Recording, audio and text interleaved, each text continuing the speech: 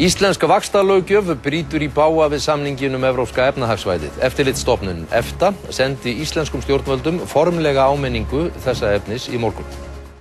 Eftirlitsstofnun EFTA, ESA, sendi í morgun íslenskum stjórnvöldum formlega áminningu þess efnis að íslenska vaxtalöggjöf bryti í bága við ákvæði samningsins Evrópska efnahagssvæðið.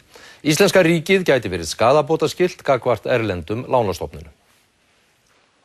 Hæstiréttur komst að þeirri niðurstöðu í fyrstu svonefndum gengislánadómum sínum í júní 2010 að vaxtalögin innihéldu bann við gengistryggingu lána.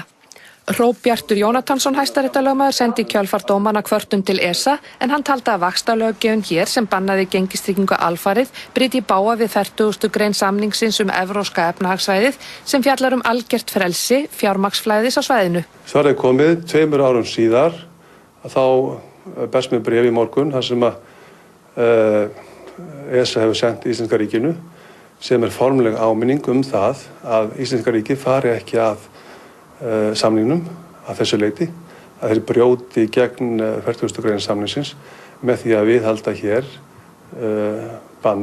altæku banni á gengistryggingu útlána.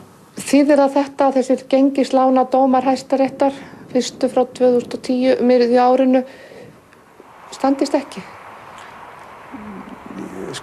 Löggjöfin, hún stenst ekki. Hæstiréttur auðvitað að dæma eftir lögunum. Ríkið verður að breyta lögum þannig að gengistrygging, að altækt bann við gengistryggingu sé ekki lengur í gildi. Þótt gengislánadómar Hæstaréttar standi, þá getur þetta haft afleiðingar, segir Hróbjartur. Erlendar lánastofnanir lánuðu íslenskum lánastofnunum í trausti þess að gengistryggingin væri lögmæt. Dæmt var á annan veg og við það skrapp eignasafn íslensku lánastofnununa saman. Það kann hafa leitt til tjóns fyrir erlendu lánastofnunnar, þannig að það getur þýtt hugsanlega skaðabótaskyldu fyrir ríkið.